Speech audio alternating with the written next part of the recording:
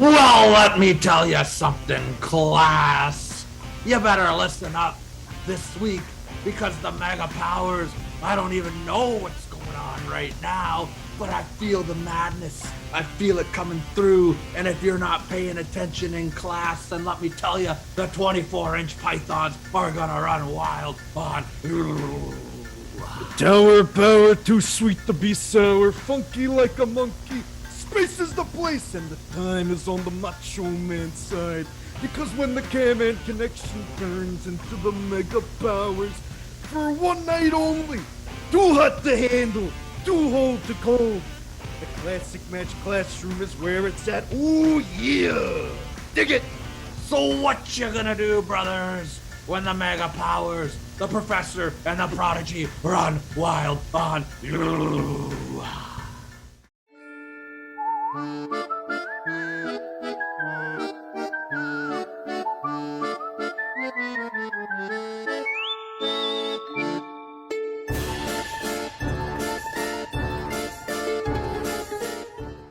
Class, your attention, please. Your teacher has a rule. School is cool.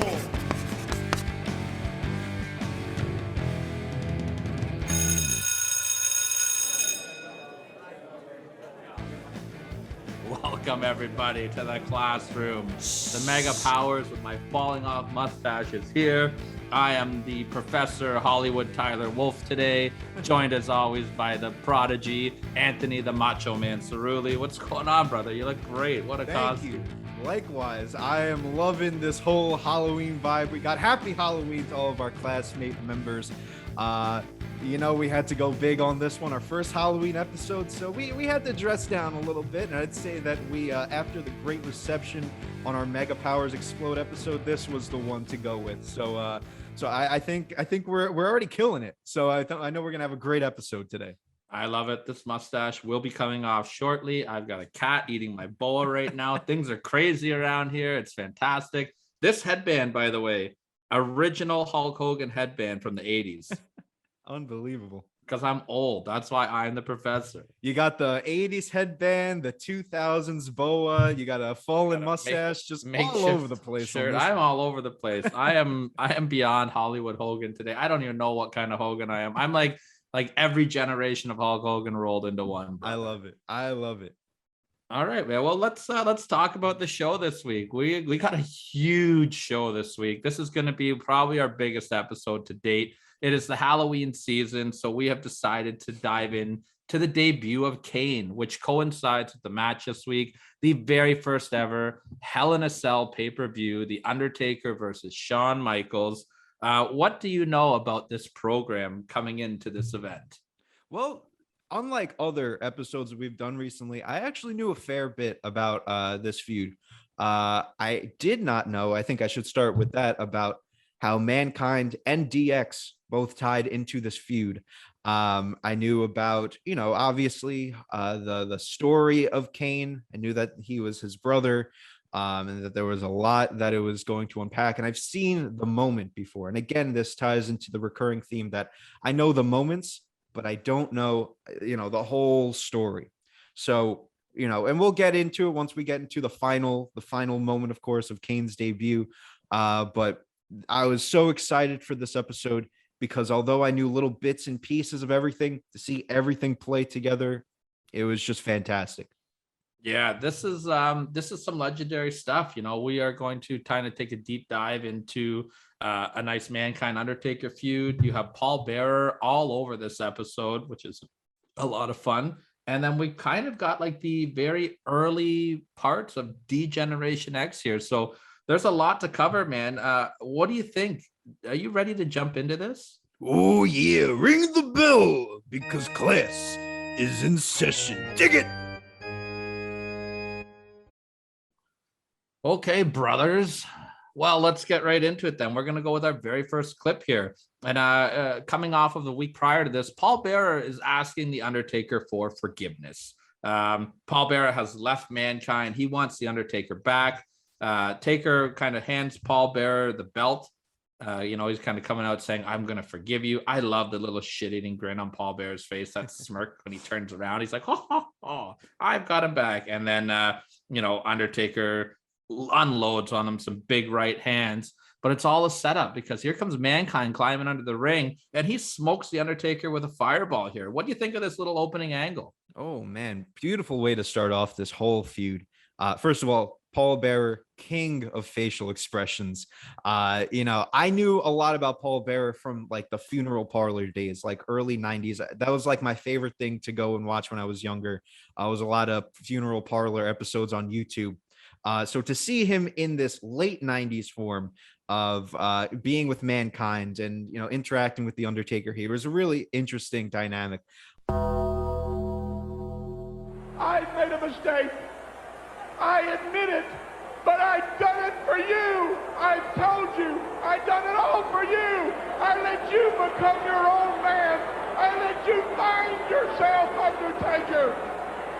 And now you're the WWF champion, where you should have been a long time ago if it wasn't for me. I held you back, but I'm sorry. I need to come back home. I love that Taker's promo, and this actually continues throughout the feud, that his music continues while the promo is going on. I feel like it's just very eerie, adds to this whole vibe. I really like that little detail a lot. It was kind of like previous weeks where we had Sid's music playing during that Brett and Shawn. Like it just, the music really adds to it. So I like that angle a lot. And the use of a fireball, perhaps it's foreshadowing of what's to come in this feud. I thought it was an interesting use. I guess people in the watching this live would be like, why is he using a fireball? That's interesting. But of course, it'll tie into the story. So this was a great way to start off the feud. Yeah, and it's going to roll into a great match here. We're going to go to Revenge of the Taker, Undertaker versus Mankind. I told you didn't have to watch a whole match if you didn't want to, because I sent you a lot of clips this week. Well, basically, this match was wild and crazy. Foley takes his header through a table, which was out of control. Yeah. Oof. And then, Undertaker gets his win. But after the match, a little bit of confusion here. I think Mankind was supposed to throw the fireball, and Taker was supposed to move, and it was supposed to hit Paul Bearer, but it looked like Foley had trouble with the lighter. So Taker just picks up the lighter, throws Paul Bearer in the corner, and burns his face. Wait a minute.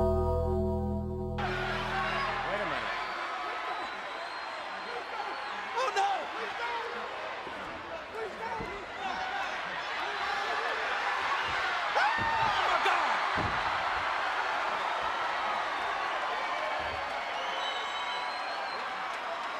It looked like the Undertaker, whatever that was, ignited in his hands, and I'm not so sure Paul Bearer or Mankind didn't bring it.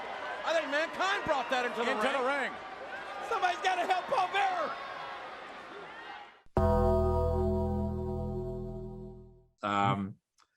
Pretty crazy angle. Paul Bearer sells it like crazy as the mustache gimmick is officially coming off.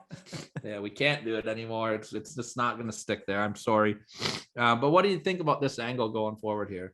Oh man, I love the ending of this match. Of course, it's the only part of the match that I've seen. I'm going to go back and watch the whole thing, but I didn't actually know that this was the match with that Mankind bump head first through the table. I've seen it before, but I never knew that it was in this match. And I actually wrote in my notes that it looked like, there was something that was botched here. It looked like, like stalling, very like a confusing time for the guys in the ring.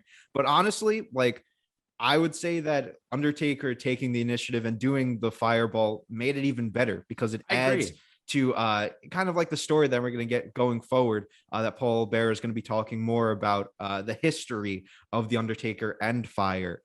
So I think it just added a nice layer to the story. And actually, I'm going to present a question to the professor.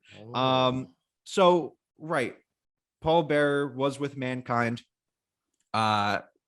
This whole happened when Paul Bearer turned on the Undertaker when he hit him with the urn, right? That was still like a continuation of that. Yep, from SummerSlam '96. Okay, yeah, I just wanted to clarify that just in case. So okay, so I'm on the right timeline. Good. Yeah, so we basically Paul Bearer turns on the Undertaker at SummerSlam '96. Taker, Mankind, and the Executioner feuded for the rest of the year. Taker kind of sidestepped it, but this was kind of like revisited. Paul Bearer has decided that he's made a terrible mistake. He wants Undertaker back, but it was all a setup. Okay, good. So this is kind of now where we get into the real like meat of the story. This is kind of the beginning of the tease and the origin of the Kane character. Paul Bearer comes out for a promo. I love this whole thing here. Paul Bearer's face is wrapped up. Mankind was so good here as well. Yeah. It basically just says that Taker has 1 week to rejoin him, or he's going to let a secret out from the Undertaker's past.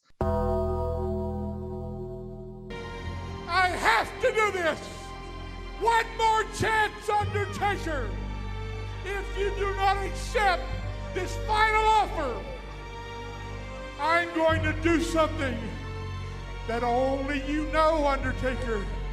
A secret that only you know. But I will reveal it to the whole world. It is a secret that I made while I was standing over the graveside of your mother and father. You heard me, Undertaker. Come back, or I'm gonna hurt you. What did you think about this one? Again, Paul Bearer just so phenomenal on the mic. Even Mankind here really showing himself as a great promo, as we've already seen in previous episodes of the Classic Match Classroom. But still here, he just has that ability to flip the switch and showcases many faces of Foley, not just Mankind and Cactus Jack, but scary Foley, happy Foley, all these different emotional sides of him. And he really showcases it here. And again, the music playing over him talking just adds that much to it. I'm telling you, it's a little detail, but it adds a lot to it. Absolutely. It sets that tone. Great stuff still. Yeah, and that's going to bring us to the next week here. Vince McMahon is going to interview The Undertaker. Something that we're going to see from this week, and we're going to follow into next week's episode. A lot of Vince McMahon in-ring interviews here. How do you like Vince as an in-ring interviewer? I like it. I don't know why they don't do this more often. I think you'll get like one or two like every so often with a Kayla Braxton in-ring interview, but you never start they'll do it really after a match. Like, oh, what are your thoughts on this guy? But like sole interview, you know what I mean? Like you never really see that nowadays. And I think that to your point, to what we've been saying in the past, like there's not that Mean Gene or Vince interview figure anymore. So it really, you can't do it without that big name who will bounce off with the wrestler. But I love this. I love that we got a lot of them. And all of them from my eyes really hit pretty well. Yeah, I agree. Even in prior lessons that we've done, I think that this in-ring interview really, it's a nice way to further the story. Yeah. It's something that I agree that we miss on Raw these days. Instead of having, Karrion Kross or Austin Theory fight Jeff Hardy 4 weeks in a row, why not let Hardy or Theory cut a promo? Yeah. Right. And then maybe have Hardy run out and sort of brawl, and that can carry over a week. Right. That way they're still on the show. They get to show a different side. It's not just the same 4-minute match every week. Right. Absolutely. I don't know. Call me crazy. Right. Vince McMahon here is going to grill he wants to know what Paul Bear is talking about. He's grilling the Undertaker here. Taker just flat out ignores him. He just talks about his upcoming title defense at King of the Ring with Farouk. Paul Bearer shows up on the screen. He's ready to tell the secret. And the Undertaker asks Paul Bearer to give him more time. I need more time. Need more time. Need more time. Okay, maybe I do owe you a little bit. How does 7 days sound, dead man? I'll give you 7 sunsets. And then if you're not back with me, if you're not subservient to me, I will open Pandora's box, and human eye has not seen or human ear heard the secret I have on you. It's all over but the crying. Oh, yes! Now, I thought this was kind of interesting because to me, this is the first time that I can ever remember seeing The Undertaker feel vulnerable. You know, I've seen him get beat up by some big guys before, Yokozuna, Giant Gonzalez, but I've never verbally heard him vulnerable. You know, we've seen him physically dominated, but never. And so I'm intrigued now. Like, what does Paul Bearer have over The Undertaker that's going to shut him down like this? Like, I thought this was good storytelling. I really like that they showed The Undertaker in this kind of vulnerable state.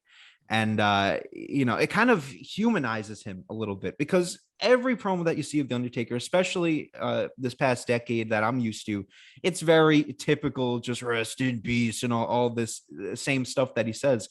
We never really get him like talking more along the lines of a human like Mark Calaway.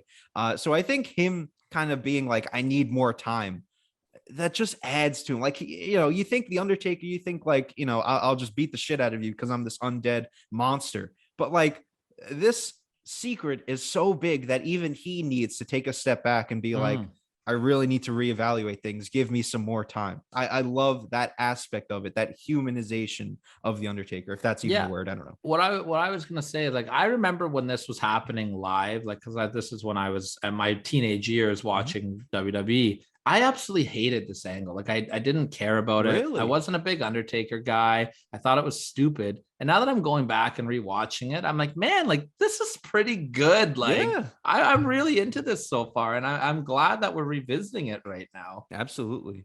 And as I'm locked out of my notes, here we go. We got, I guess with the old facial recognition ain't working today. I see. So now we've got Paul Bearer. He's going to get his answer this week. And Paul comes out and he starts telling this story, about the day at the Undertaker's parents' house, saying that there weren't just 2 graves after this fire, but there were 3. And as that happens, the Undertaker's music hits and he is like beelining out to the ring. Like, this is a full-on power walk, not your slow Undertaker entrance. He walks out, he cuts a great promo. He grabs Bear by the neck and lets him go, and then drops to his knee and hits the Undertaker pose as Raw goes off the air with Paul Bearer laughing like a hyena, so proud of himself. I only hope that the ones that love me,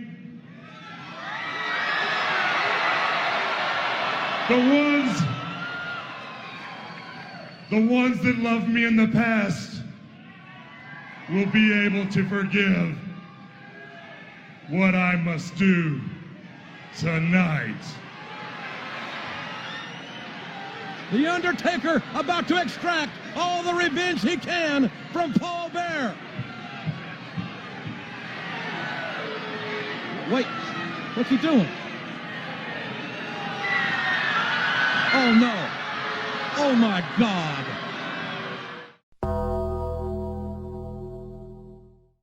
Oh my gosh. Like, first of all, we see a lot of very fast Undertaker entrances in this feud. I'm so used to seeing slow ass Mark Calaway taking like 10 minutes to come to the ring. He darts down to that ring a lot, which, saved me some time in watching my homework. So that's always a good thing. But no kidding, eh? Yeah. But I will say that from everything in this angle worked so well. The crowd reaction, the camera cut to black, with the little signature coming up and then fading to black. JR on commentary. Everything in this worked so well. And I don't know how we don't get cliffhangers like this nowadays in wrestling. And that not just in WWE, but in all of wrestling. You don't see something to the degree that we see here. This is a big turn. You have your world champion, which, we forget to mention that he was the world champion by this point. So for him to turn and go back to Paul Bearer, this is a huge angle. So for them to pull it off this perfectly, it just really shows what we're going to be getting the rest of this feud. And I was so on board. This has to be one of my favorite segments that we've seen so far. I for agree. this episode. I agree. And, you mentioned the cliffhangers, like that was a weekly thing back in the Attitude Era days, that the show would always go off the air with JR. Yeah, what's going on here? Like, losing his mind. And there would be a big angle that you'd be like, man, like I need to watch Raw next week. Like, right. It was can't miss TV. Whether or not it all holds up or not, this, going back and looking in time, I don't know. But, at the time, I needed to tune in the next week to see what's going to happen with The Undertaker. What's Stone Cold Steve Austin doing? Right. The Hart Foundation at this point was running wild. Like that. This was my favorite time period of wrestling for sure. Yeah, I have to go back and watch more of this stuff. I'm glad that we've covered a lot of 97 on this show, because this seems to be one of the better years of the WWF and the Attitude Era. So I got to go back and just watch some of these Raws because it just looks so interesting, so high energy, everything happening at once. I love it. Yeah, but and yet it's still like lets things breathe to tell the story as well. Yep. It's not pure car crash. Exactly. It's maybe like bumper to bumper action. Like, Yeah, but you still breathe a little bumper bit, right? car action. There you go.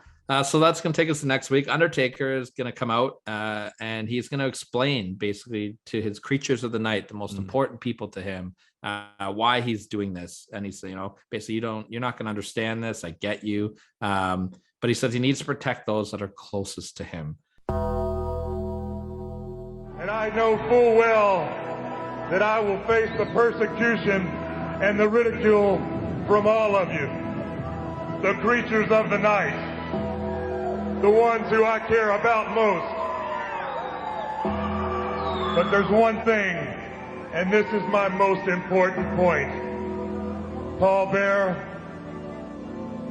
you listen, and you listen tight. When your world comes to an end and you're sitting in that basement of hell, I'll make a deal with the devil himself that you burn in eternity forevermore. And then Paul Bearer comes out. I thought Paul Bearer was so good here, coming out, just basically telling Undertaker that he talks too much. And maybe that he should do some talking too, and that you're my property. How dare you sneak down here and talk to Vince McMahon? I loved everything about this little segment between the Undertaker and Paul Bearer. I love how manipulative Paul Bearer is becoming. Like, he holds this secret, and this is the one thing that can break the Undertaker. So Taker, like, he forces himself to go and join him. This whole angle is just so interesting. It adds such a layer to the Undertaker. And by this point, I would imagine that, around 97, around when this was happening, you didn't really see Undertaker in this situation. You would usually get like spooky Undertaker. I guess that's a question to the professor. Like, did you ever get this type of character development from Taker before? No, like he was cutting promos as a single now, but you're not getting, like this. You're not seeing a vulnerable Undertaker. And like I sent you another clip after this one, just said Paul Bearer has control of the Undertaker, and they're in the dressing room, and Taker is basically just getting beaten down over the weeks here. I didn't send them all to you, but like after the King of the Ring match with Farouk, Paul Bearer just keeps repeatedly making the Undertaker chokeslam Farouk, and Paul Bearer is just making him do like all this things that goes against everything that the Undertaker wants. And it finally builds up here until the Undertaker has had enough. So the same night there where that backstage confrontation happens between Paul Bearer, the Undertaker, and Vader, we've got a tag team match here where Vader and the Undertaker are challenging in the tag team tournament. They end up losing the match. Paul Bearer, which the Undertaker doesn't see, tells Vader to attack the Undertaker after the match. And Taker, lays out Vader, hits him with a huge tombstone, and he goes to get Paul Bearer, and Paul Bearer runs away. And Taker's just snapped at this point, and Paul Bearer just basically says, next week, I'm telling you the secret. I'm spoiling it all. I don't care anymore. You blew it. And Undertaker doesn't care, just hits him with the "you're dead" throat thing. I thought this was a perfect way to do this as well. You've done made your casket, dead man, and next week you're gonna lie in it, because I'm gonna tell the whole wide world your secret, and that's gonna be it. You wait and see. Yeah, I thought it was good. So real quick question as well. So Paul was managing Vader at this point as well?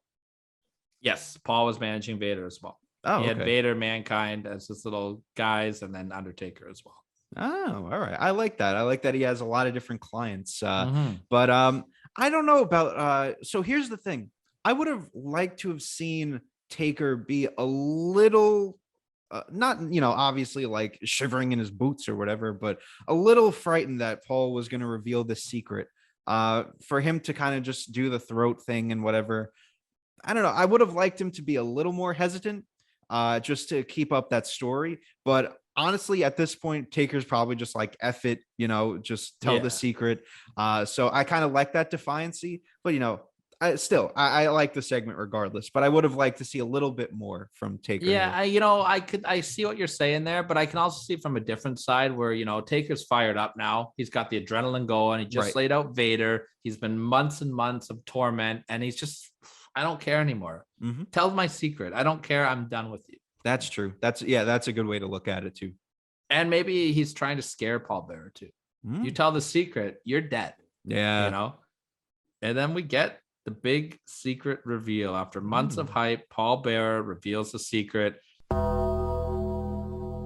Undertaker, you burnt the funeral home to the ground.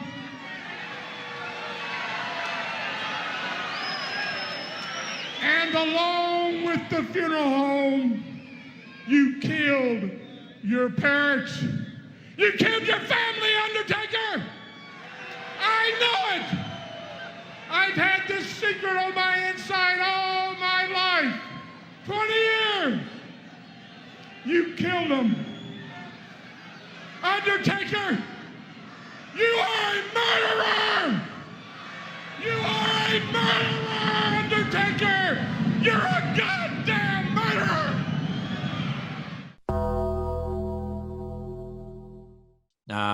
I want to take your take on Paul Bearer here and the storytelling of this before I give my take on it. What did you think about the reveal of the secret?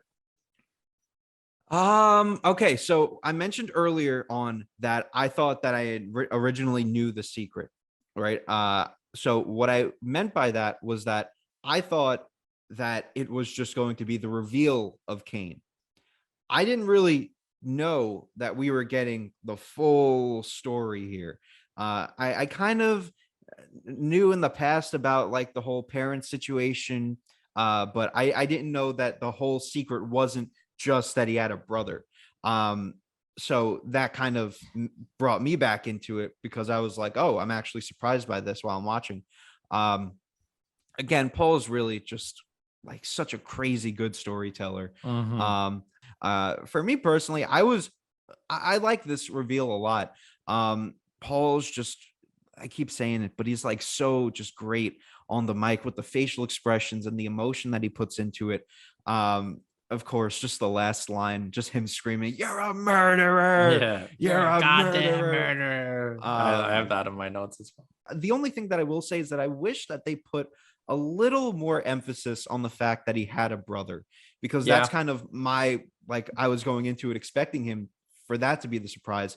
For him to kind of just mention, there were two guys, there were two brothers, Kane and that goddamn Undertaker or whatever. I would have liked for him to kind of be like, yeah, the Undertaker has a brother, just kind of put a little more emphasis on that. But regardless, the way that he presented it, the way that he kept the story going, really good payoff to the build that we've had so far. I agree with that. I definitely agree with that. I love the way that Paul Bearer told the story, how, everything that the Undertaker did as a kid, he was a brat and Kane was a sweet, nice boy. Yeah. I really like that little detail. Something else I forgot to mention after Paul Bearer gets the fire burn is the complete change of his character as well. Gone is the white makeup and the mustache that he always had. Now we have the dyed blonde hair, no makeup anymore, no mustache. Wow. Completely I didn't even different look to realize Paul Bearer. that. Yeah. Yeah, because that, you start this thing and he's still doing the Gomez Adams thing, right? Yeah. Wow. All right. Completely. That is a I great, like details like great that. call. Yeah. Yeah, I love this. I thought Paul Bearer was fantastic here. I thought it dragged a little bit at times in the middle, at the beginning part, but you needed that to tell the whole story, and it painted that picture, and I thought it was great. And then we get to the Undertaker responds to this, And I remember like when I first found this clip, I'm like, oh, this is gonna be terrible. I don't think this is gonna be good at all. I thought this was so, it blew me away here. Taker tells his side of the truth to that, he immediately throws Kane under the fire, but he blames himself for it, right? Kane is the one that set the fire, but I am the big brother, and I should have been a better big brother to look out for him. I really like that it keeps him babyface. It shows the guilt that he holds inside for it. Paul Bearer, as you mentioned, makes him look at the burnt dead bodies. But I like how he takes that moment and spins it to that's when he knew that he had to walk on the dark side. I draw strength from the spirit of the dead, and that spirit of my mother, of my father, and of my little brother will strike you down, Paul Bearer. Will strike you down.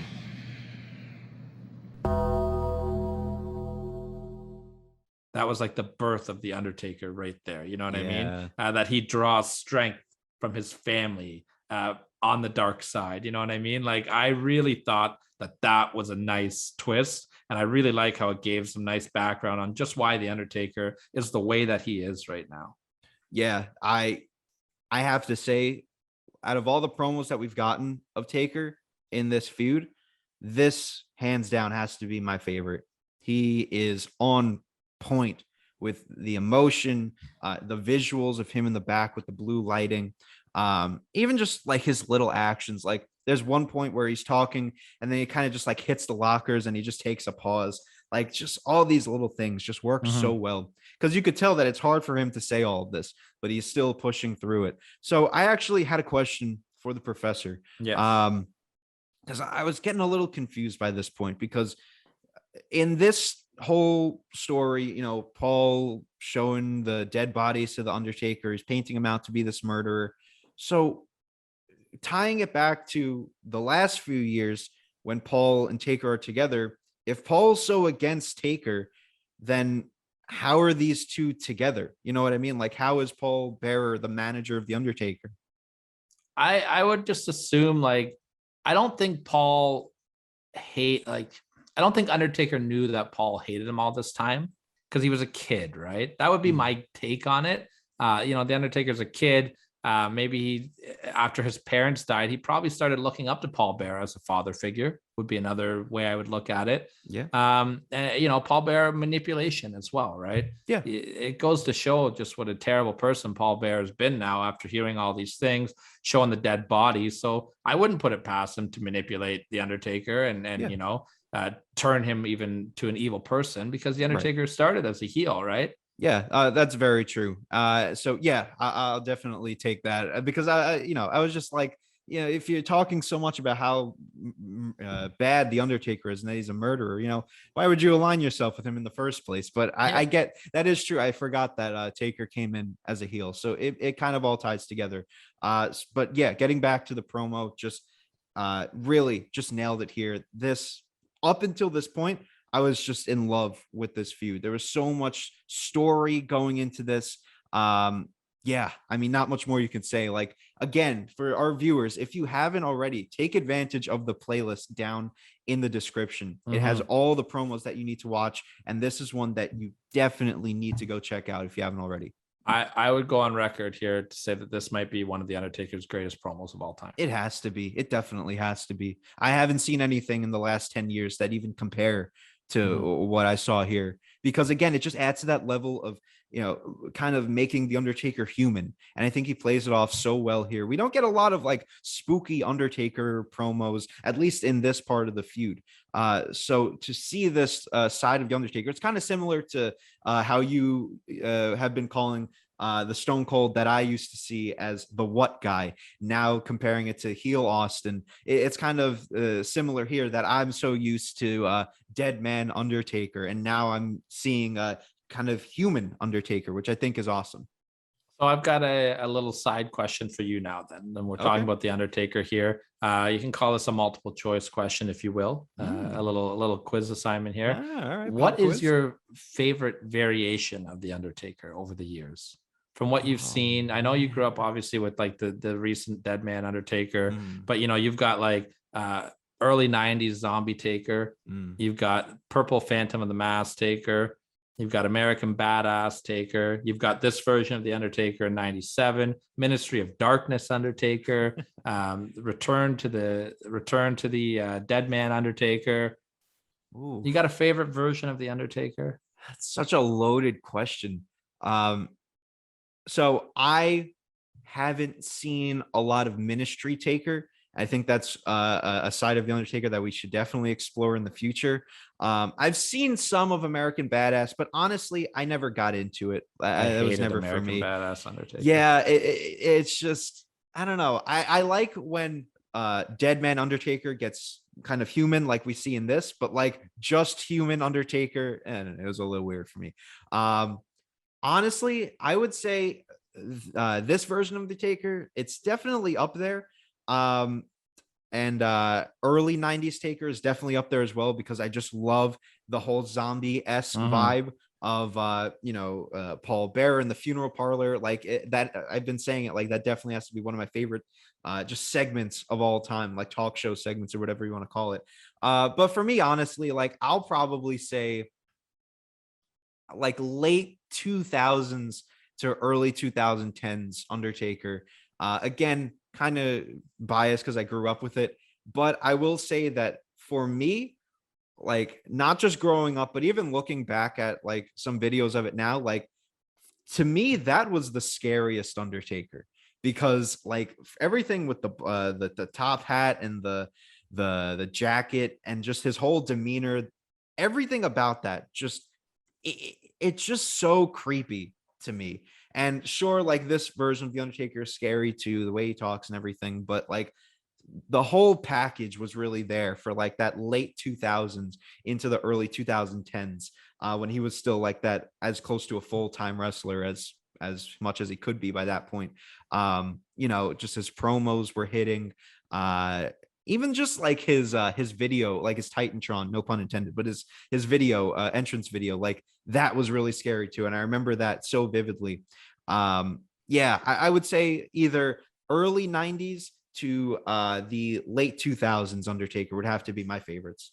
Yeah, I'm with you on that. I like 91 to 94 Taker. I like that little zombie-esque Taker. I think that from an in-ring standpoint, he did his best work of his career from WrestleMania 21 to about WrestleMania 27. Yes. I think that time period from an in-ring standpoint, he was can't miss. One of my favorite matches of all time is WrestleMania 23, Batista and Undertaker. Such a good match. Absolutely.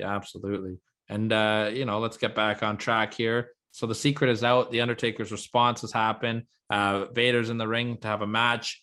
Paul Bearer is standing out there. You talked about your fast Undertaker. Here he comes running out, lays out Vader, grabs Paul Bearer. I love this. He's just got Paul Bearer pinned, and he is just smacking the shit out of Paul Bearer. And that's when you get the famous Paul Bearer, Kane's alive! He's alive! Tell him the truth! I'll kill you right now if you tell him the truth! Tell him the truth! Tell him the truth! Undertaker! Kane told me! Kane told me! What? Kane told me! Kane told me! You're alive! And the Undertaker. He's alive! Kane is alive, Undertaker! He's breathing just like everybody in this room! Kane's alive! I swear! It's the truth! It's the truth! I thought this was so good. I thought both Undertaker and Paul Bearer hit a home run here. The reaction to the Undertaker, the fire and anger that he shows, switching over to the shock and confusion. Paul Bearer, this was probably one of my favorite segments as well, this whole build. Yeah, I mean, it just keeps building and building and building, like great segment after great segment. So much story is packed into this, and Undertaker is doing so well with being able to, like you said, flip those emotions, kind of similar to, Mick Foley, in that he's able to present himself as scary, zombie Undertaker, to being like kind of vulnerable. And I love that he's showing this level of emotion. Paul Bearer is great, of course, keep saying it, but like he's just shining so much in this feud. But I will say, and this kind of was a thing that I picked up on throughout the feud, and it's no fault to the wrestlers, of course, but like, I don't know why, and I don't know how, but the crowd reaction to just all of these segments, it doesn't seem like it's hitting. Yeah. When he's screaming Kane is alive, like you can almost hear a pin drop. Like, I don't know if it's confusion from the crowd, if it's, shock, or if they don't care, but like, I don't know. So that ties into a question to you. Like, what is the general reception around this time of this whole story? Like, are people caring? Do they think it's a little too hokey, especially with the way that things are going, more along the lines of the Attitude Era? Like, what are people thinking about this? People really were just there for Austin, in my opinion, at this point. Right. Where we're talking summer 97. So this is where Austin's really catching fire. Between Austin and the Hart Foundation, who are the big focus of the stories right now. Yeah, I think this kind of gets lost in the middle a little bit, even though Taker was your world champion at the time. I don't know if people cared so much about the storyline at the point. I think they liked the Paul Bearer Undertaker stuff. I don't think that they understood what this Kane stuff was yet. Yeah, I don't know. That was just my take on the crowd. Like, there's so much great storytelling involved here. Paul Bearer is doing some great work on the mic. Undertaker is showing himself in a different perspective than we're used to. And it just seems like, with all things working, commentary is on fire. The guys in the ring are doing what they need to do. The presentation from a visual standpoint is perfect. The crowd is just like taking me slowly down. And it didn't take too much away from the story, but honestly, like, it was weird that like the crowd wouldn't care about something like this, because for me, this would be like the biggest feud going in 2021 without a doubt. Yeah, I think there's an adjustment period to seeing the Undertaker in this light as well, something different. So I don't know if the people knew how to handle seeing the Undertaker like this. Normally he's just the dead man, the lights come up, like choke slamming, and so this is different to see the Undertaker more verbal. You know what I mean? It's just a different side of Taker. I think it just took some time for them to get used to. Or maybe it was even like a little too subtle of storytelling, which I like. You could, I think it's different from seeing it in person to seeing it on TV, is that you're able to digest something like that. Absolutely. Right. Yeah. So who knows? Maybe the audio was terrible in the arena. That could be it too, honestly. Oh, and also, since you brought it up, I love Taker's entrance that he goes instead of just the slowly rise up. Like, that's cool too, but like, it's super awesome. Oh man, he should bring that back once he gets called to do some Saudi Arabia shows, which will be in the future. I couldn't believe he wasn't on the last one, but that's I know, right? And he was in Saudi Arabia. Did you hear about that? I know. That's why I thought for sure we were going to see a choke slam, but so that kind of is like part one of our story that we're telling you. I feel like this is like a two-parter here, and that's where the first part kind of dissects into the second part, I guess, because we are talking about Shawn Michaels versus the Undertaker. Well, we haven't talked about Shawn Michaels yet, and now Shawn's involved here. Our first clip is going to be from SummerSlam 1997. You have the Undertaker defending the world title against Bret Hart with Shawn Michaels as your special referee. A lot of stipulations going into this match here. Taker's title's on the line. If Bret Hart loses, he can never wrestle in America again, I think it was. Wow, really? And if Shawn Michaels doesn't call the match fairly, then he can never wrestle in America again either. So a lot of stipulations going in on this. Of course, everybody knows the famous finish of this match where Bret spits a loogie at Shawn. Shawn has a chair in his hand, goes to hit Bret. Bret ducks. He hits the Undertaker. 1, 2, 3. We have a new world champion and Bret the Hitman Hart. And now you've kind of got this little spin-off with Shawn Michaels and the Undertaker happening here.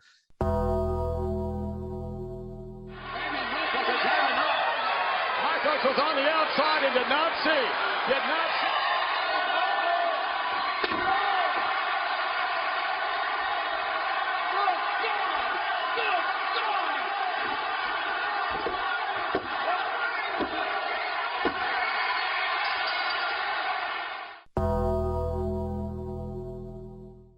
if you have not gone and watched this match before, this match is really, really good between these two, and I highly recommend anybody check it out.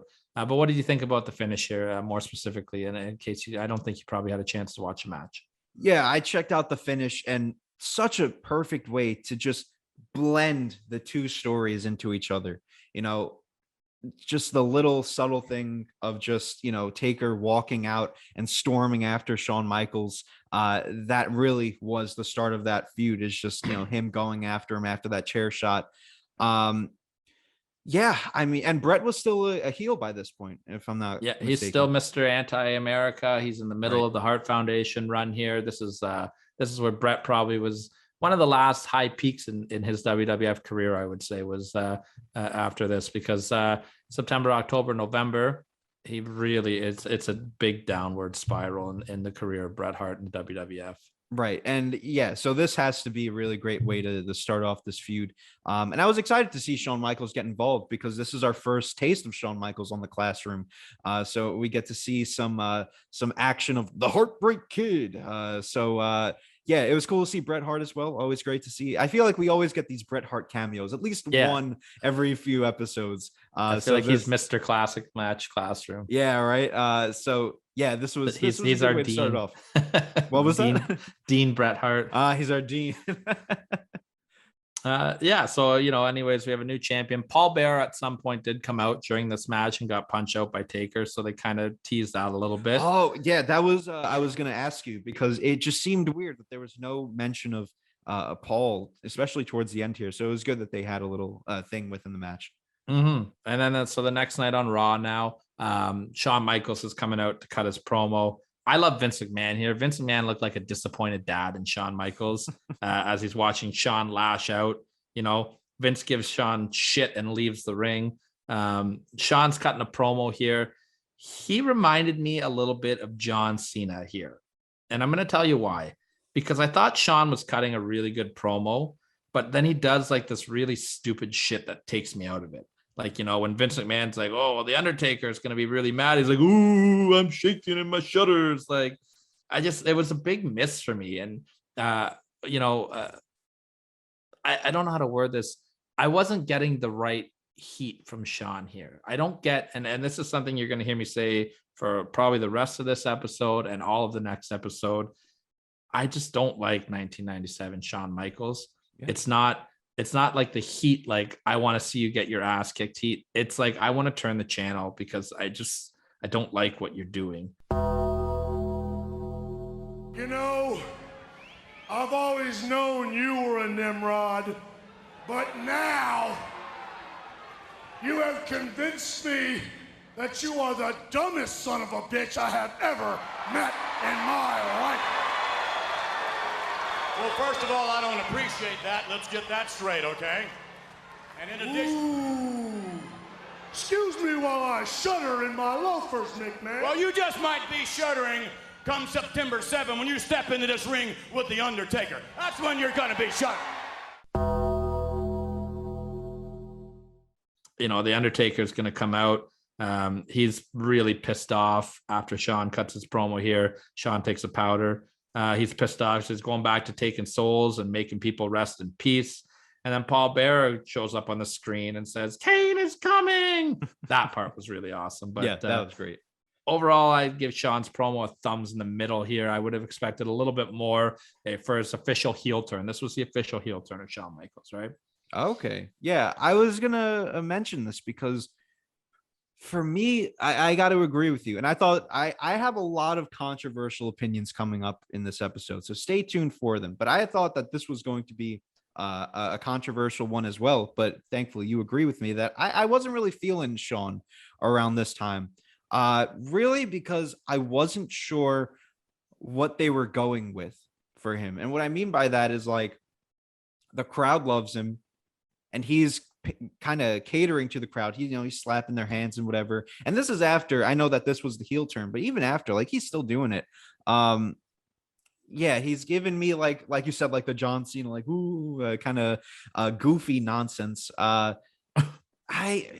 just really wasn't feeling just this whole aura about him. I think he's really great on the promo, and I'll talk a little bit more about Shawn on the promo in a little bit. But just the little things that he does, he kind of just over exaggerates, and I can't really get into that.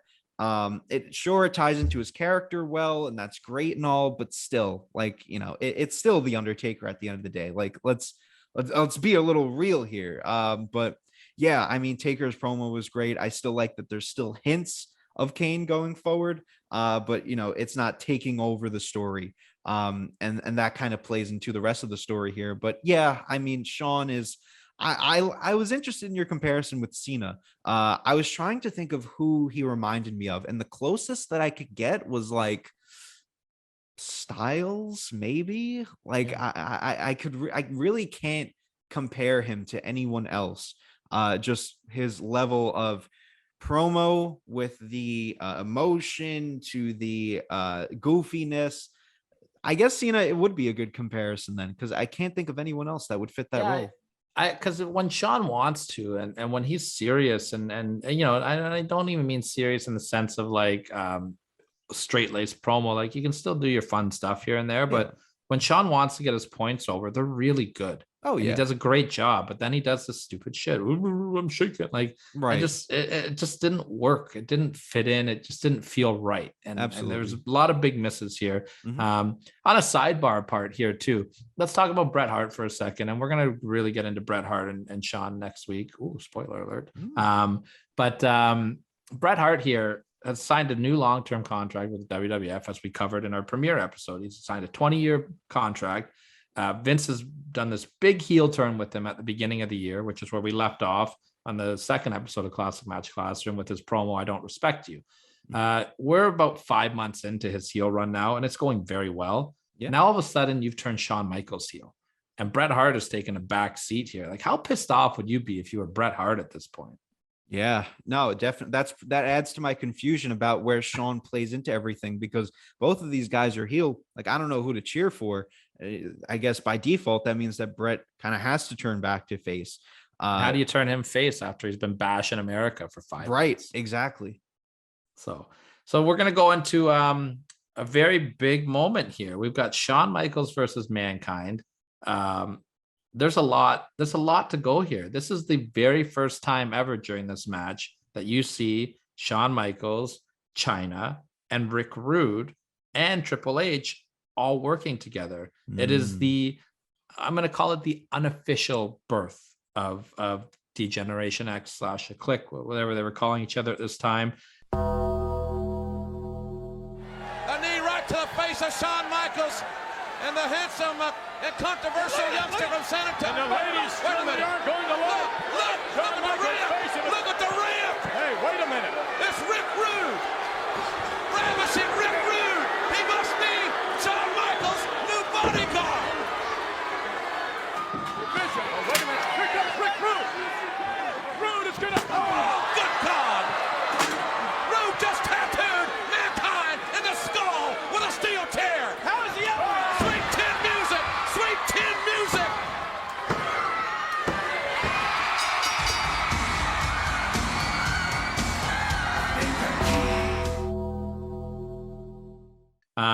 After the match, the Undertaker comes out and he's about, storming to the ring. He wants to get his hands on Shawn, but Paul Bearer interrupts him.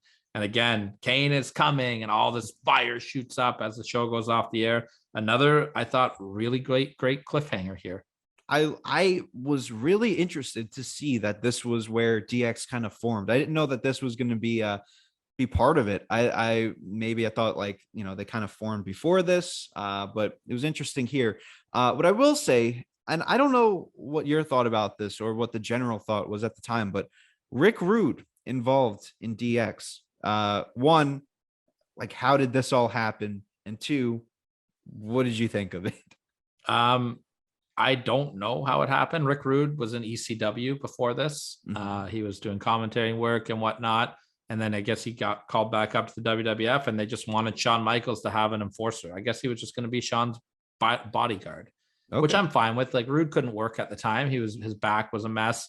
He was collecting money from the insurance companies because he had a career-ending back injury. So Rude was a perfect spot for him. He could still cut his promos, which we'll get into big time next week, which I can't wait for that, but that's a different story. I loved Rick Rude here. I thought he looked like a badass with his beard, his suits on. I was a big fan of the Rick Rude thing here. And yeah, the first time that you see Shawn, Hunter, and China also working together as one, which leads us into the very next week. We have a tag team match between Shawn Michaels and Hunter Hearst Helmsley going up against the Undertaker and Mankind. What an awesome thing this is, because you've got the history of the Undertaker and Mankind feuding against each other, even dating back to the beginning of this year where Mankind burnt the Undertaker. You know, we haven't had the Hell in a Cell moment yet. That's still a year or so away, but you've got the Boiler Room Brawl, Buried Alive, you know, all this like crazy feud that these guys have had. And now they're going to put it aside because they've got common rivals here. Undertaker wants his hands on Shawn Michaels. Triple H and Mankind have been feuding the whole summer. SummerSlam, they had the cage match dating all the way back to June. So I thought this was a fun little take on it. Shawn Michaels, I found here, really taking this suck it thing a little too far. Yeah. You know, to the point where he's looking at the crowd and making like blowjob motions with his hand. I just thought, okay, that might be a little too much. You know what I mean? Do the suck it thing, that's fine. But you don't really like, I don't understand even what's the point of doing that? Like, are you trying to make Shawn like this controversial, like bisexual like character? I didn't understand any of it. Whatever. Either way, fun tag match show. And I love how Taker only gets his hands on Shawn Michaels a little bit here. Right. You know what I mean? Protects it. But this was, I really like the end of this match. You know, Rick Rude saving Michaels from Taker. Hunter brings a chair in the ring as Hunter's getting beaten down. Shawn grabs his chair and just lays out Taker with a massive chair shot. My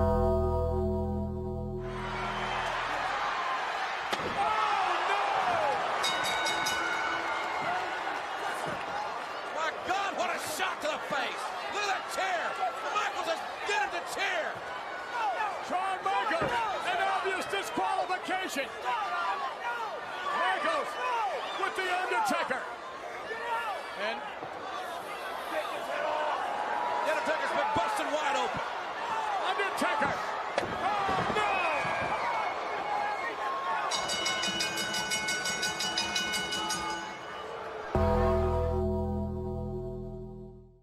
Nice throwback to SummerSlam, by the way, as well. Taker sits up, takes another massive chair shot, sorry. And this was the first time that you've ever seen the Undertaker bleed in the WWE. Really? First time Taker ever got color was right here at this moment. And I love how he sits up and does like the slow stagger up the ramp. Like he's hurt, but he's still going. The blood rolling down his face, the eyes roll back to his head. I thought Undertaker was amazing here. Yeah, I made sure to write down in my notes, just that chair shot was so stiff. Oh my goodness. Welcome to the 90s, my friend. Yeah, chair I know. shots, late 90s are running wild, but and we'll get a few more of those, especially in the match. But like, damn, like this was such a good little segment here. I didn't watch the full match, but I made sure to watch the end. That chair shot was so stiff. The visual of the Undertaker with a bloody face. Did commentary mention that was his first time getting color? Because no, like that's pretty big, so. You know. Yeah. Again, it kind of adds to that like human nature of the Undertaker. So that was a great detail there. And just another question, just for a little more clarification purposes. I already asked about Rick Rude. Where does Triple H and China align in all of this? When did they, come together?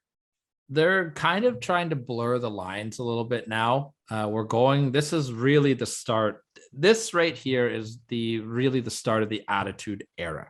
Okay. We've talked about Bret Hart and his promos that we thought was kind of the kickoff, and Steve Austin. The end of 1997 is unofficially the launch of it with Shawn and Hunter, because they were friends backstage and in the clique with Hall and Nash. That's why they're paired up on screen here. They didn't have a storyline reasoning for it. They're just friends, and they evolved that into their storyline. Yeah, I guess that's easy enough. If you want to blur the lines, and they're especially doing that in the Attitude Era, then you might as well. But nobody knows that. let's talk That about is 1997. true, right. We don't have the access to the internet like we did. You know what I mean? In Yeah. 1997, it took you 45 minutes to get on the internet and 50 Yeah. minutes to get to each page. You know what I You mean? see, Like, this is where the classic match classroom comes into play, because you're getting, from my perspective, I'm like, okay, sure, let's blur the lines a little bit. The fact of the matter is, I live in the age of the internet, and we get everything revealed to us before it happens in wrestling on Twitter. So for this to happen, you don't have that access of Twitter or backstage politics or whatever. You don't know about that. Exactly. Meltzer. Right. You don't really know as much as we know now. So I think that's also, a big thing that's missing in wrestling, is that blur the lines a little bit. You start to see that in AEW, they kind of hint at all the backstage stuff that's going on behind the scenes. WWE acts like nothing's happening. They act like the fans are too dumb to realize. And again, I don't want to go on a whole rant about modern WWE, because we could make a whole episode about that one. But that's something that we're missing nowadays, is blurring that line, seeing the backstage, seeing the interactions between, like the Click and the Triple H in China and all these different things. So, looking back at it from a modern fan's perspective, I think it's really cool. But, looking from it and someone who was at the time, I would probably be confused as well.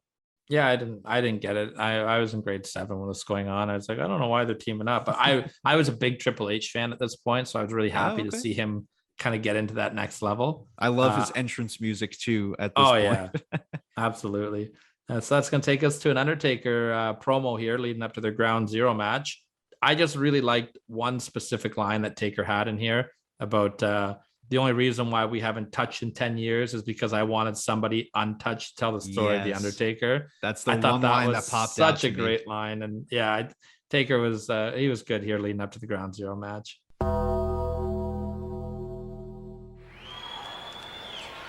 Shawn Michaels, there's a reason we haven't touched in the last 10 years. It's because I wanted to leave somebody untouched to tell the story of the Undertaker. Well, now you've gone and you've ruined that. So what we have here is a sentence. I condemn you to an eternity of hell.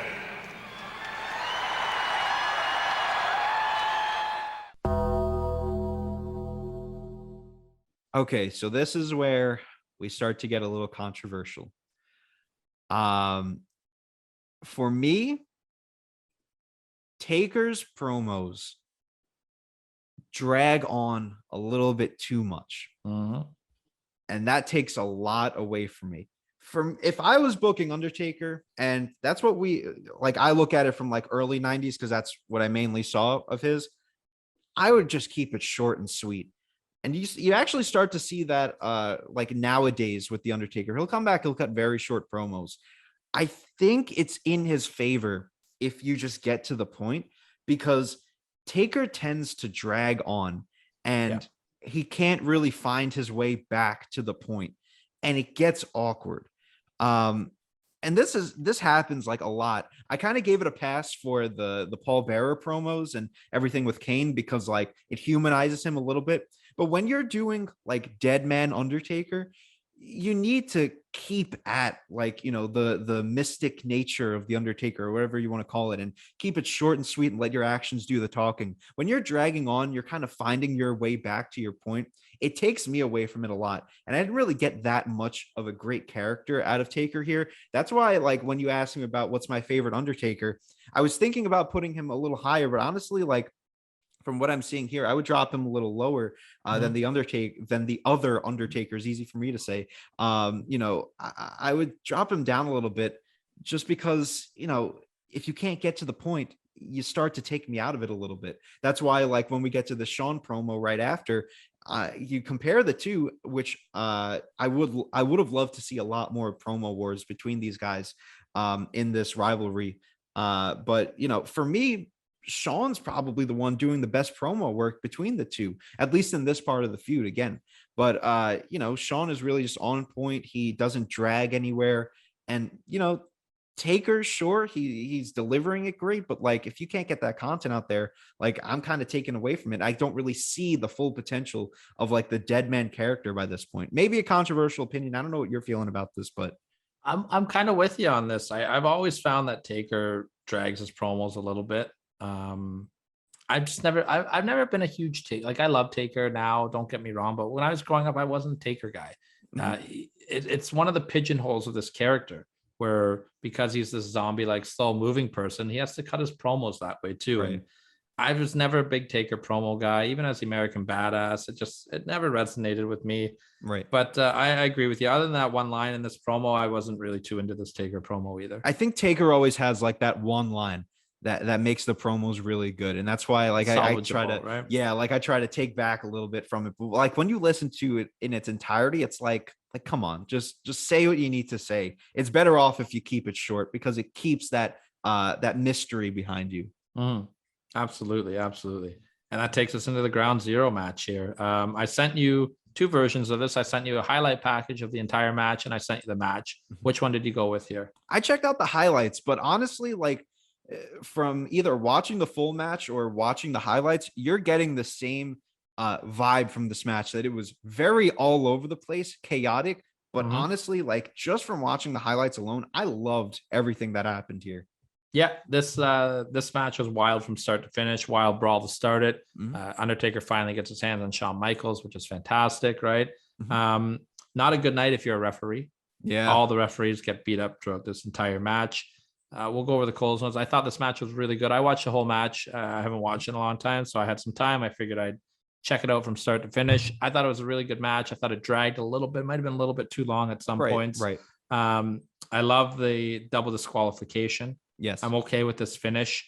Taker does that amazing dive after the match onto everybody on the outside, which is the first time I've ever seen him do that as well. A lot of firsts for Taker here. Yeah. That's the first I can ever remember him doing that dive was at this one. But I like the no finish because it makes sense for the next step in our feud. Oh, of course. Which is the very next night on Raw. Well, actually, I just wanted to bring up one more point, and this might, again, be a little bit of a controversial opinion, and it's going to play into the main event match, I guess, if you want to call it, for this episode. But Shawn selling too much for me.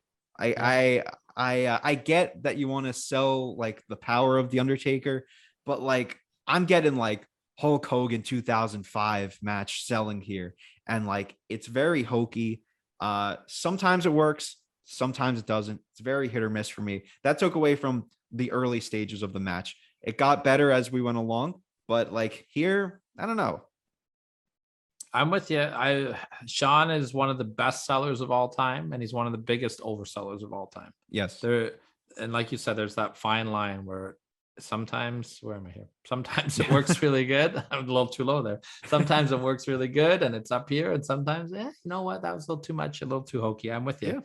So far, I'm with you, man. I don't think your opinions are too controversial from what I'm taking. Just you ready. Just get ready for some other ones in just a moment. But so it's gonna take us to the next night on Monday Night Raw, and I'm gonna let Jim Ross say this part here because this is the first time that you ever hear about Hell in a Cell.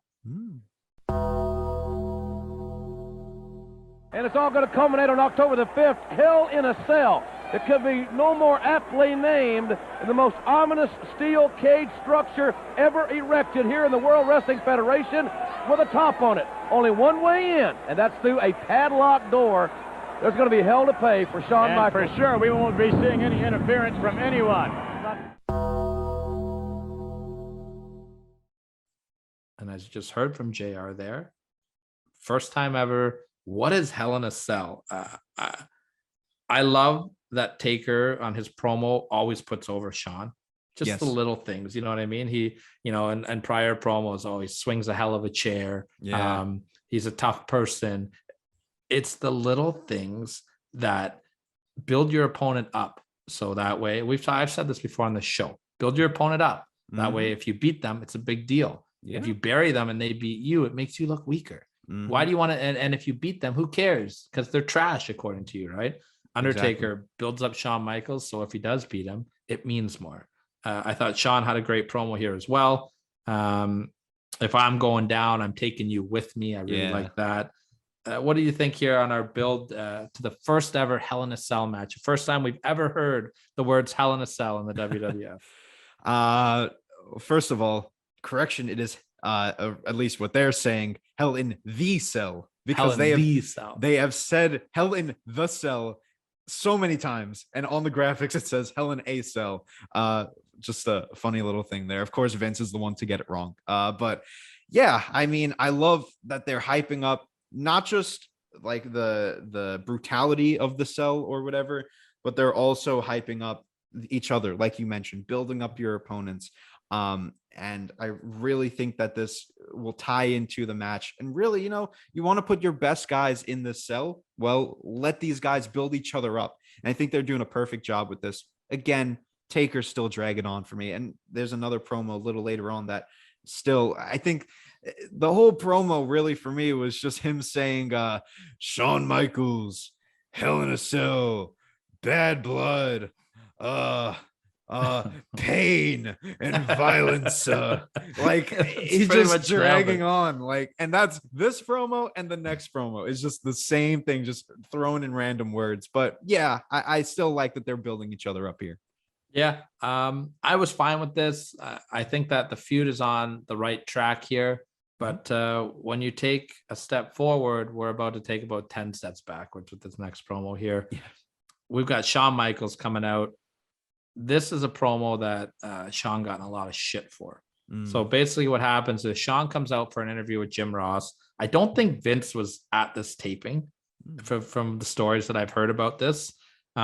He's wearing these short shorts, like these really tight. They would be the equivalent of like Lululemon shorts nowadays, I guess. Okay. And he's taken a bunch of socks and stuffed them in the front of his shorts. So it makes his crotch look very large. And this whole promo is just Shawn being an asshole. Yeah. From what I've heard, he was not in a proper state of mind during this promo, that he was a little inebriated in some regards, whether he was drunk or on pills, I don't know. But the promo that I sent you is very edited down. Right. They had to edit it. I sent you a sample of Shawn standing in front of Jim Ross and jumping up in the air with his crotch in his face as Jim Ross is talking. JR was furious. Bruce Pritchard was furious. Vince was furious. The Undertaker was furious. Bret Hart was furious. Everybody was so mad at this promo. All the wrong guys that you want to piss off. He got fined. Like I said, everybody was mad. He was swearing during this promo. He was calling out the Undertaker in this promo, like calling him out to the ring to fight. And that's really bad to do because the Undertaker wasn't in the building at all. So it was Taker took that as a really big sign of disrespect and a way that makes his character look weak and bad in front of the audience, right? Yeah. The Undertaker character, if you're going to call him out, he would walk to the ring and whoop your ass. Exactly. So Shawn took advantage of that. A lot of problems with this promo here. I couldn't stand it. I thought Shawn was terrible here. I thought not one good thing came out of this promo. What are you thinking here? Yeah, it was just so awkward to watch. Like, so strange. Just like, this is where you really get the hit or miss side of Shawn, especially in the 90s. For me, I love Shawn coming back late 2000s. His entire run was phenomenal there. To compare it to now late 90s, sure, he's great in the ring and you hear all about him. He's fine on promos, but like, how could you even compare it? Really, for me at least, like, how could you even compare late 2000s to the late 90s Shawn? You know what I mean? And people always consider Shawn to be one of the greatest of all time. For me, that doesn't happen unless he comes back and he rights his wrongs. And he has 100%. Those matches with The Undertaker, and he has those matches with Triple H, and he has the matches with Chris Jericho. Were people considering Shawn, like, before his return run, I guess, if you want to call it that, were people considering Shawn to be like one of the greats by that point? Because I can't see it here. He wasn't in that type of discussion. From an in-ring standpoint, he was very highly respected. Yeah. And people looked at him as one of the best step inside the ring. But his backstage demeanor, his promo work, this type of Shawn Michaels, you nailed it. He would not be looked at as great as he is if he didn't come back. 100%. Yeah. I you know, mean, other than his run of matches in 96 when he was the Exactly. champion, which were fantastic. yeah. You know, his stuff with the Rockers was good. His stuff with Sherry was good. Like, he had a great body of work, but I don't think you could ever look at him as one of the greatest of all time. Absolutely not. Absolutely not. So now the stakes are raised and all hell's going to break loose here. Vince McMahon says that the winner of this upcoming match at the Hell in the Cell is going to get a title shot at Survivor Series. I love that. I love the fact that you have to earn a title shot. I really like that. I thought Shawn's promo work has been really good up until this point when he's being serious and not doing his dick jokes. Exactly. When he wants to turn it on, there's nobody better than Shawn, but he just never turns it on, right? Right. So there's a lot going on here. Later in the night, Shawn wants the Undertaker to bring his dead ass to the ring. I love the way Shawn says that. Undertaker, I want you to bring your dead ass out here and face me like a man. That's right, the Heartbreak Kid, Shawn Michaels, is calling the Undertaker out right here, right now. New York City, Madison Square Garden, bring that dead carcass out here so HBK can slap you around main event style. But it's all a setup. DX lays out the Undertaker. They beat him down. And then as Raw goes off the air, you've got this wild brawl going on in the ring. You got DX out there. You got the Hart Foundation out there. And then the Undertaker just comes barreling out, grabs Shawn, grabs Brett, double choke slam in Madison Square Garden, by the way. Amazing visual to see those three icons in the ring together at this time period as well.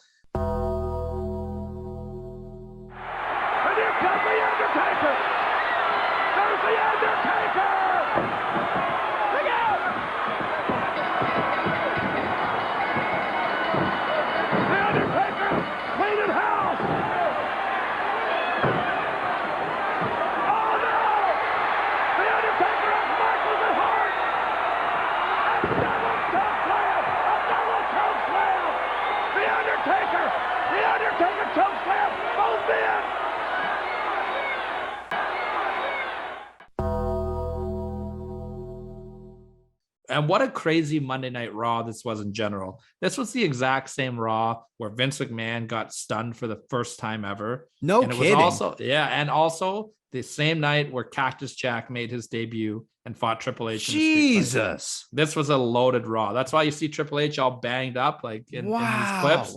This is one of the greatest Monday Night Raws of all time. I got to go back. Like we talked about one of the best Raws being that ECW show. I got to go back and watch this one. Wow. Loaded show for MSG. You talk about holy ground, baby.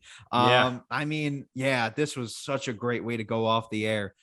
Taker looks like a beast here. And this is what he needed to really go into this match as if he didn't need it already. Choke slamming the two of them. I love the chaos of the Hart Foundation and DX. So much happening, such high energy, just a great way to build up the story even more. Yeah, I'm with you on this. I thought this was fantastic. And that's going to take us to the go home angle here. The go home angle, we got Triple H versus The Undertaker. You got Bret Hart and the Bulldog running out, jumping Taker on his entrance, which I really like because, I just like seeing the interaction between all these guys at the time. Vader and the Patriot come out to save the Undertaker. That builds to their flag match that's happening at the pay-per-view. So good way to do that. I love that DX put the Undertaker in a body bag after this match was over. And I'm watching him sit up. I thought that was like a super cool visual. And then you've got the Undertaker chasing Shawn Michaels as he climbs up the ramp of the turn your attention to the Titantron. The Titantron, baby. I really like the subtleness of this because it was Shawn running away and climbing away so he could escape the Undertaker. But at the pay-per-view on Sunday, there will be no escape. I really like the subtleness of that. Michaels now backed up. Come on. Hey, he's trapped. Here comes Helmsley. Here comes Helmsley. Helmsley's, oh, wait a minute. No. Helmsley. Look at Michaels climbing up with a tight tombstone on a steel. I can't. Michaels, look at this. He's climbing up the Titantron. He'll do anything to escape.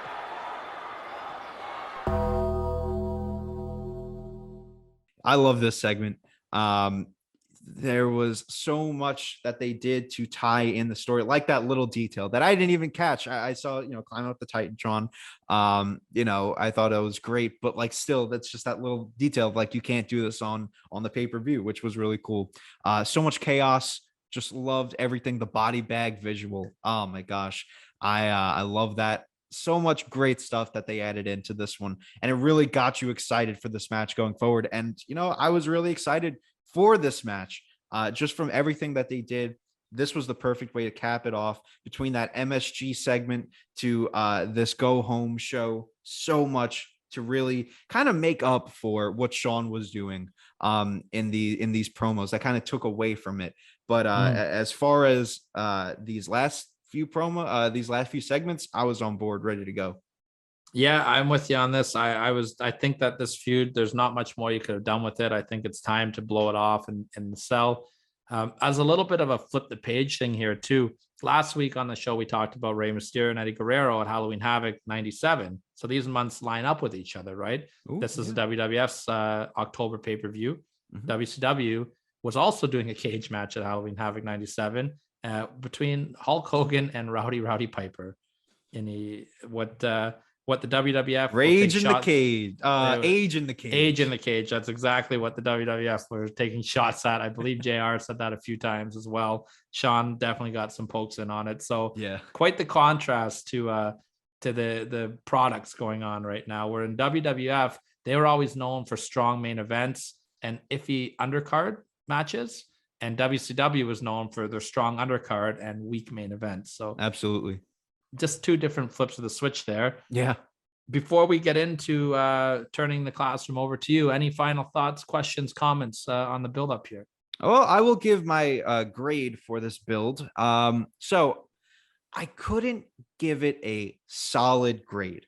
I needed to split it up into two because you really can't combine these two things. You have Undertaker and Paul Bearer, and then you have Undertaker and Shawn Michaels, and throw in Bret Hart and DX and Hart Foundation and everyone else in there. So as far as Paul Bearer and the Undertaker, honestly, I'm giving an A. Yep. There is so much great storytelling here. Like I couldn't even tell you something that really took away from the build. Taker's promos, although they were long and a little drawn out, they worked here. We already talked about one of the best Undertaker promos in the backstage with the blue lights and everything. Paul Bearer is on fire. We got a lot of great Mankind and Vader kind of cameos sprinkled in, which I love. And just everyone really played their part. There were some great moments like that. The final shot closing Raw of Taker on his knee. Just the promos talking about Kane. Everything worked so well here. So I got to go ahead and give this an A. However, for the Shawn and Taker build,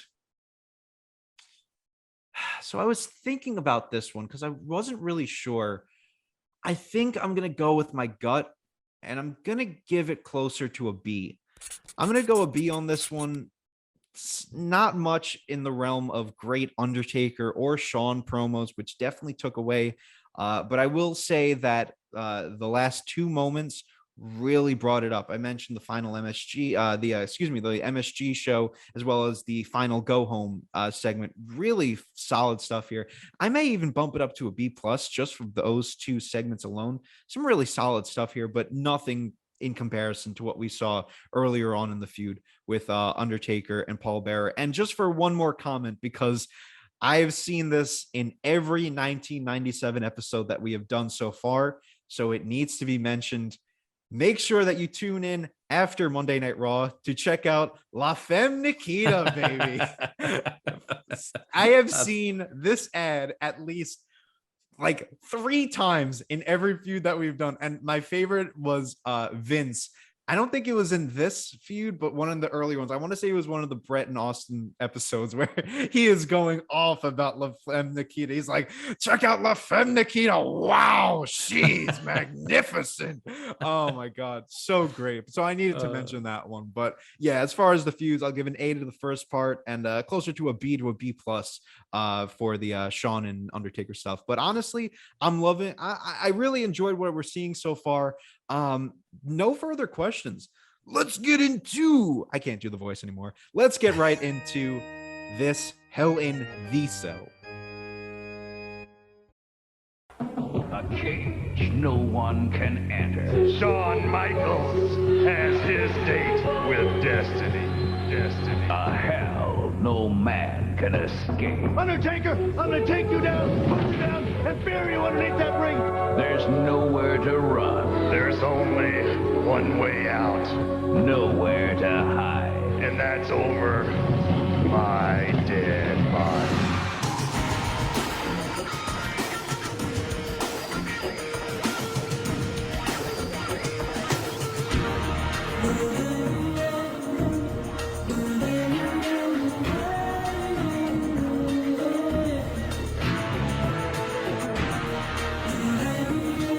Well, that will take us to the first ever Hell in the Cell, which was on October the 5th, 1997 at the Kiel Center in St. Louis, Missouri.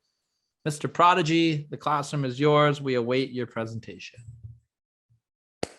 Okay, so I want to start this off by saying this is the most notes that I've ever written for a match. Wow. So I really took a deep dive into this one because I keep alluding to the fact that things are going to get controversial. Here's where this happens. So before anything, the opening stages, be it the video, the promos, thought everything worked really well here. Funniest part, Triple H getting cut off right before he could talk. Yes.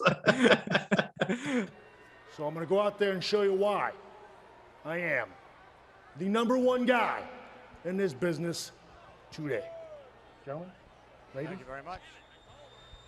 All right, with that in mind, ladies and gentlemen, let's take you now and show you some of the events that have led up to this extraordinary Hell in the Cell between Shawn Michaels and The Undertaker. I love that. Love that so much. And is this the first time you've watched this match, by the way? Yes, this is the first time that I only seen the ending, of course, because everyone's seen the ending, but first time I've ever seen this match. Okay. So I like a lot of the things that happen here, right? Taker throws Shawn up in the air and his feet apparently hit the roof of the cage, which I thought was really great. I love that the cage is actually a little lower too. So it kind of ties in that whole, these guys are really stuck together. So I like that aspect of it. So Shawn's overselling again is just early on in the match. I get it. You're trying to build up Taker. Same thing we did at Ground Zero, but like, for me, it's just not necessary. Like you could still find that line, and Shawn just has such a tough time in finding that line between being 2005 Hogan overselling to being one of the best sellers of all time. And I think that's shown specifically here. Shawn lands hard outside the ring on a bump. I forget where it exactly was, but I just remember seeing, like they did a replay, that thud onto the outside. Just such gnarly stuff there. And The Undertaker mowing down Shawn Michaels repeatedly. Michaels better figure out a way to get The Undertaker off his vertical base and try to wrestle. No. And Michaels, did you see that? Michaels thrown over the top, his feet striking the cage. And that was a really, really bad fall. So this is the point where I literally write in my notes, shit, I don't know about this, because we haven't moved from one corner. We're on the outside. We haven't moved from one corner in what feels like an eternity. Taker is repeating moves, which is also something that I'm going to bring up here. Taker is doing like the same moves over and over, which I get adds to the brutality, but still, that kind of is kind of similar to the Taker promos. It's dragging on a lot here.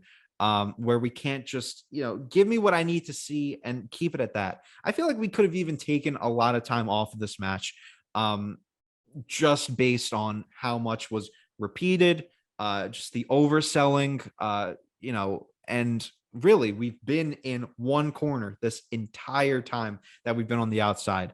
I wrote down that Shawn climbs up the cell and he hits an elbow, which I thought looked great.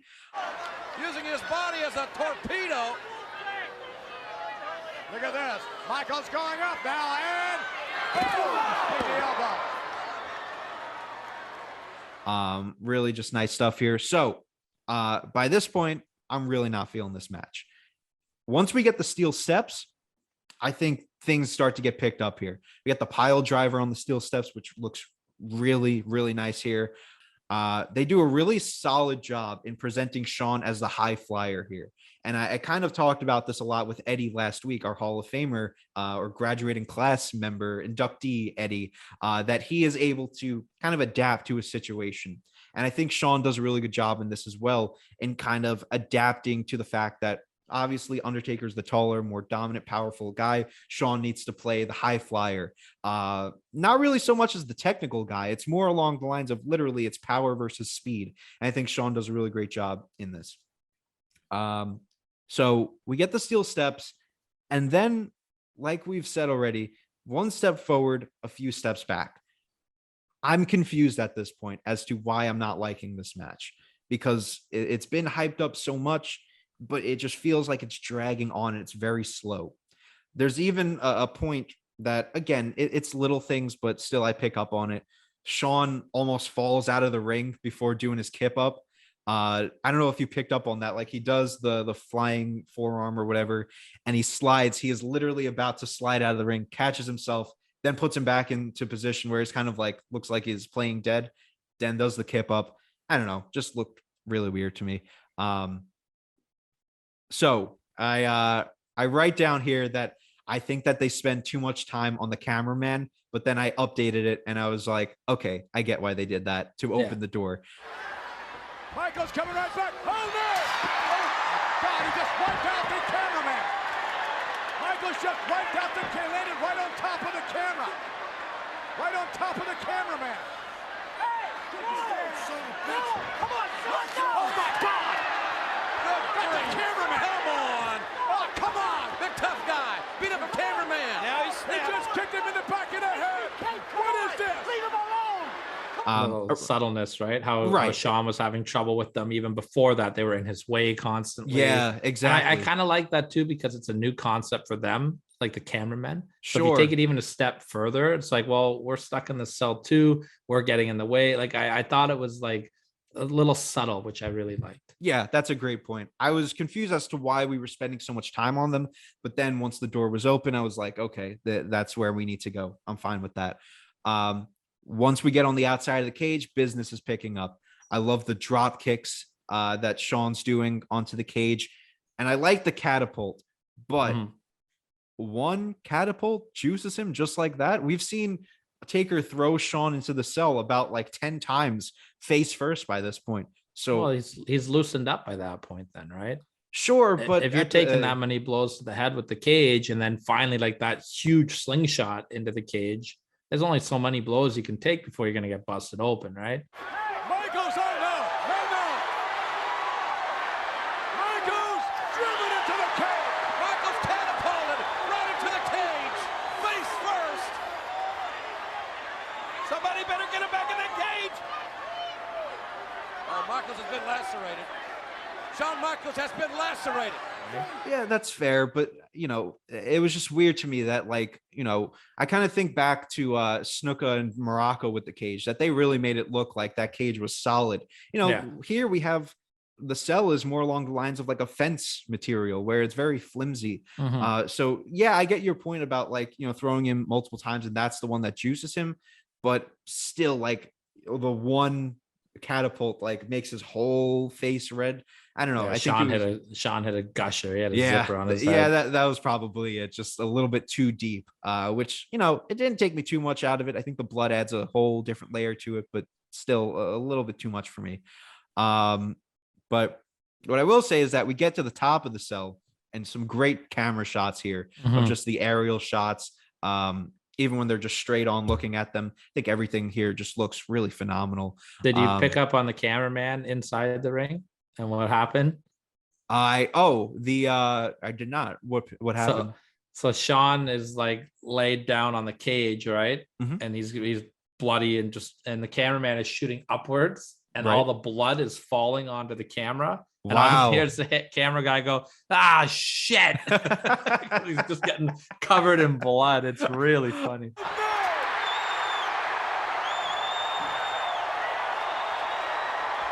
What a shot!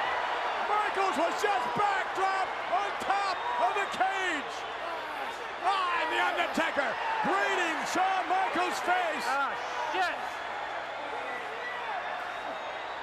I did not. Oh my God. I got to look back at that one. That's fucking hilarious. But yeah, I mean, all the visuals I think looked really good. Yes. So the stuff at the top of the cell was really great. High energy all around. And then I kind of picked awesome. Yeah. At this point, I'm like, we're getting much better here. Like, early stages wasn't really feeling it, but it's slowly picking up. Choke slam off the top. Good stuff. Really just love everything that's going on here. And then the chair shot. Alluded to before you get to the chair shot, you got to put over Jerry Lawler when Shawn's hanging on the edge of the cage. And Taker's kicking his fingers. And Lawler's like, incoming. Incoming. I love the call there. I thought it was so good. Undertaker. Turn down. He just stepped on one end. Incoming.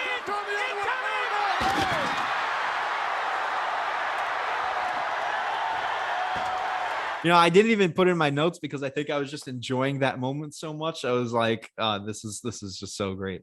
But yes, then we get to the chair shot. Jesus. Full circle. And like just the power that he puts into it just works so well here. Michaels is headed off. Oh my God. Michaels' cranium just got cracked. Payback is a bit. Payback is all over. And then we get that the throat cut taunt. The lights go out, and it's gotta be Kane. It's gotta be Kane. That's gotta be Kane. It's all over. Now we'll come to Tombstone. No.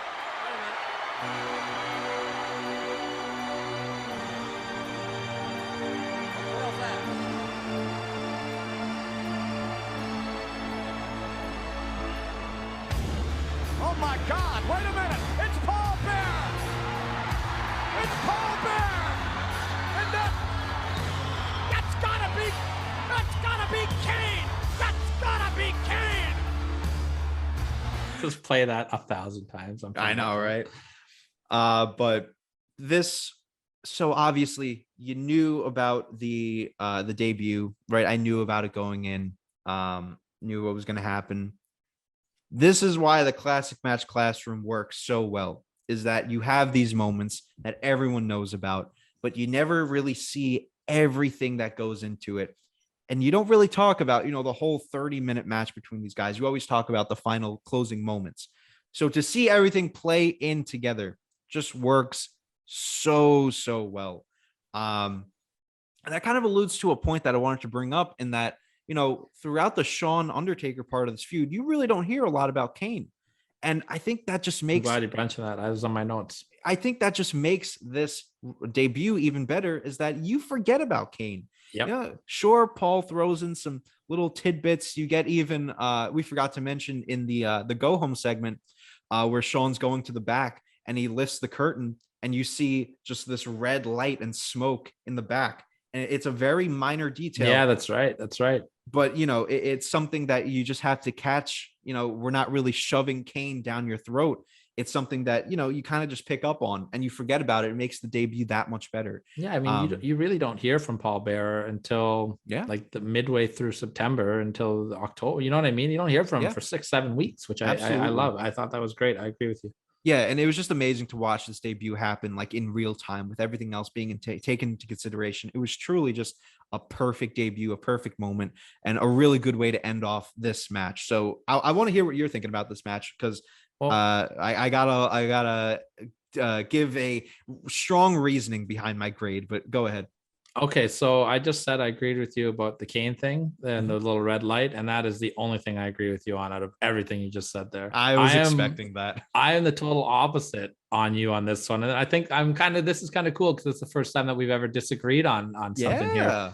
I really liked the slow, methodical Undertaker at the beginning of this match, the part that you hated, because if you take it back and look at it from a storyline standpoint, the Undertaker has been wanting to get his hands on Shawn Michaels since the end of August. Now, he got it a little bit in his match at Ground Zero, but you saw the interference, people getting in the way.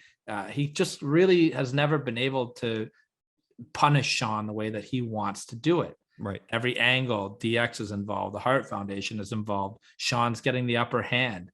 There's nowhere for Shawn to run now at all.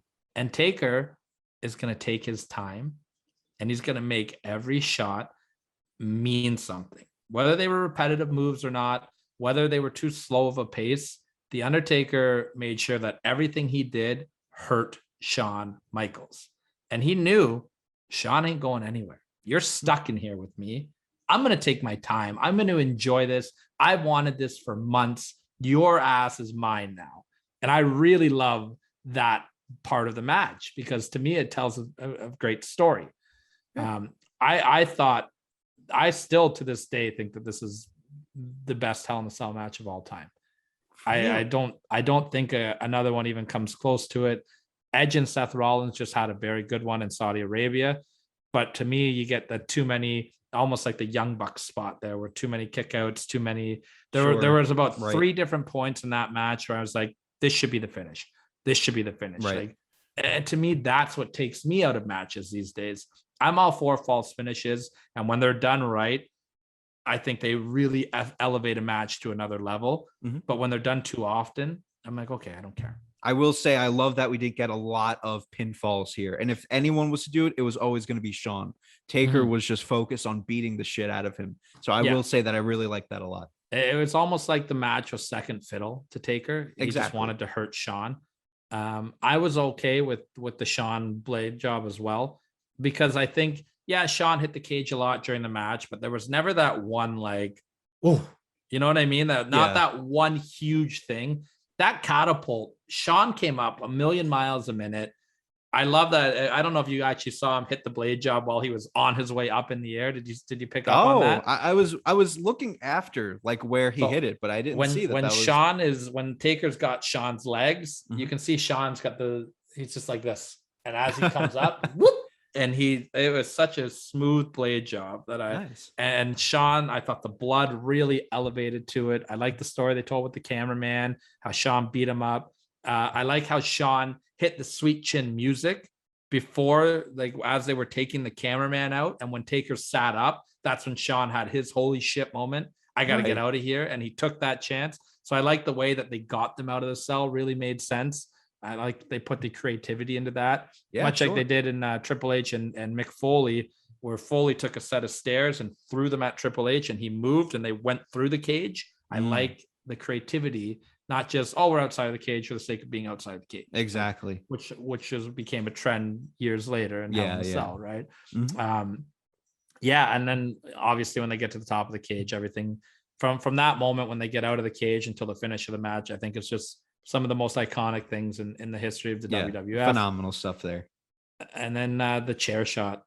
Full circle. What a way to close out their rivalry. Yes. And Shawn definitely earned that chair shot. Hell yeah. Between being an asshole backstage and stiffing Taker with some chair shots too. Yeah, and you said it. Give him credit, man. He ate that chair. Yeah. And the crowd was just electric. I really love this match. To this day, even going back and rewatching it, it held up just as high as I remembered it being. I'm still putting it in my top 3 Hell in a Cell matches of all time. And I'm going to blame this generation and the fast pace of the internet on your lack of liking the slow pace of this match. That's what we're going with. I say it every episode. I get bored. Like the slow pace I understand your point a lot about the Taker really just wants to beat him up, but like you could beat up Shawn with a few different moves, you know what I mean? Like we need to have the same moves being used all in the corner. It just felt like very repetition for me. Yeah. But I think the way he delivered them worked for me. Yeah. You know what I mean? Of course. I think there is an art form to the methodical striking that the Undertaker does. I think when it's done properly, I agree with you that I do find Taker to be boring sometimes. I do find him to be a little bit too slow, but in this case, it just worked for me. And if you want to even take it back a step further, like look at the year that the Undertaker had. There's a lot of pent up aggression that he's got in him. Oh yeah, right. And Shawn Michaels is going to get all of it. Yeah, very true. So I guess there's nothing left to do except to give my grade. And to anyone listening, please hold your fire, as well as the professor. Don't go Hulkamania on me. I am going to give this a B. I'm going to give this a B. I'm going to have to get my Hulk up. Oh. Yeah. Don't rip your shirt now, but I'm going to have to give it a B. Let me get my explanation up because I made sure to write this down, that the opening stages of the match just were not going. They weren't it for me. Like it wasn't until like the 75% way mark of the match where really things got going. Everything with the steel steps, it was a nice little bump, but then we went back down. Once they get outside the cell, get the announce table spot, the chair shot, all that I love. To me, you could have cut at least anywhere from 5 to 10 minutes off of this match, made it a little bit more fast paced, but still kept that aggression, and it would be that A+ match that a lot of people, of course, Dave Meltzer gives us a 5-star match. And, this continues my trend in not agreeing with Dave Meltzer because now I don't agree with his 5-star matches. But, I couldn't get into it until the steel steps were really brought in. But even then, still brought down a little bit for me. Too much repetition from Taker.